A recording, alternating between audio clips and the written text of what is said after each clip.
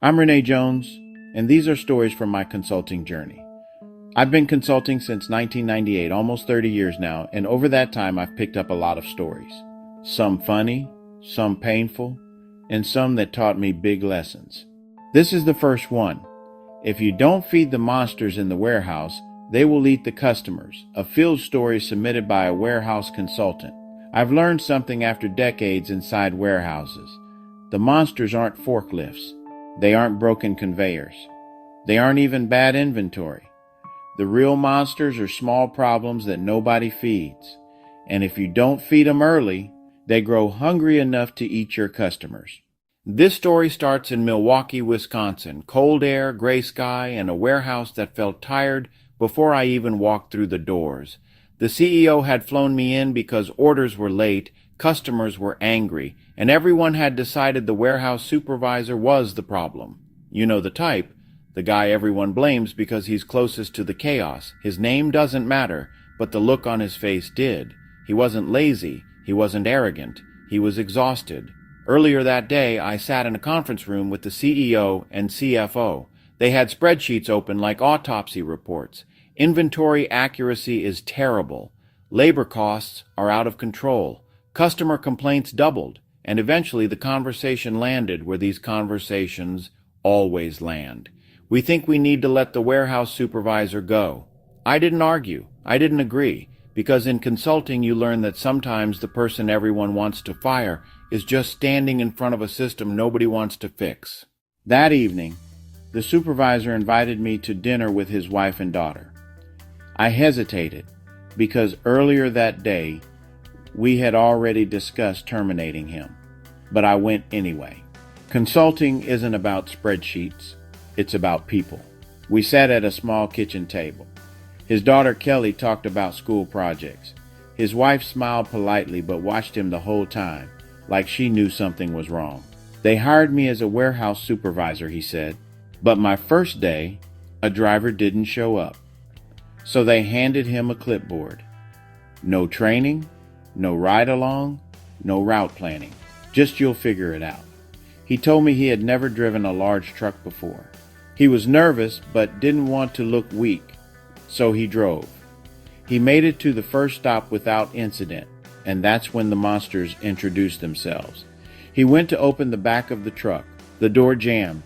He pulled harder. Finally, it slid open, and boxes started falling on him.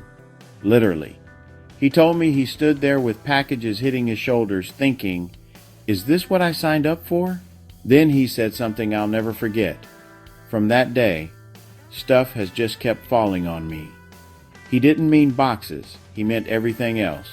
Bad processes, untrained staff, late inbound shipments, sales promises nobody told the warehouse about, customers expecting miracles, and every problem rolled downhill until it landed on him. Back at the warehouse, I started seeing what he meant. No slotting strategy, pick paths designed by guesswork, supervisors doing paperwork because no system existed, drivers loading their own trucks without verification. It wasn't a warehouse, it was a survival game, and every department had quietly created its own monster. Sales overpromised, purchasing ordered without checking capacity, finance demanded efficiency but never invested in tools. So the warehouse absorbed everything. And the supervisor stood in the middle trying to hold it together with duct tape and overtime. People thought he was the problem, but he wasn't the monster. He was just standing closest to it. Several days later, I was back home in California. Friday morning, my phone rang. It was him. He had been terminated, and someone told him it was my idea. He was angry. Not loud angry, desperate angry, the kind that comes from fear more than pride. He started yelling through the phone. I let him go for a minute, then I stopped him. Where's Kelly? I asked. Silence. She's at school, he said. What does she have to do with this? I told him, she's coming home in a few hours. She doesn't care who recommended that you be fired. She's going to want to eat today and tomorrow and the day after that. There was a long pause because the monsters in warehouses are loud. But real life is louder. I asked him one question.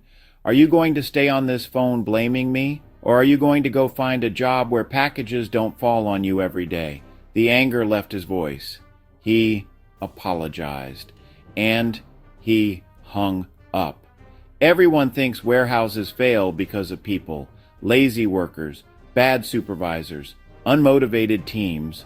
But most failures come from starvation, problems that never get fed, training that never happens, processes that never get documented, technology that never gets funded, leaders who never walk the floor.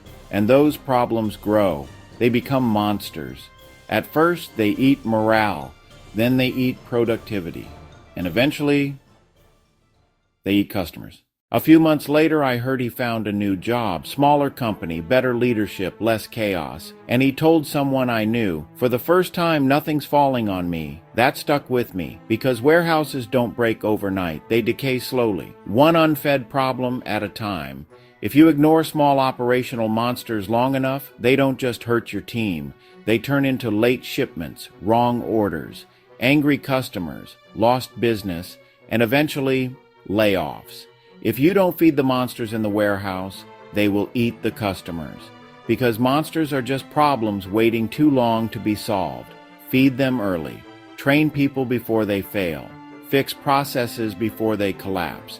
Invest in systems before chaos becomes normal.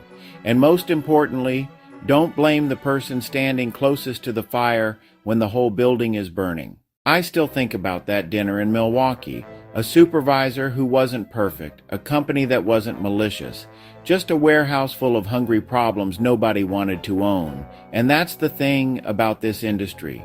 Warehouses don't fail because people don't care. They fail because too many leaders wait until the monsters grow teeth.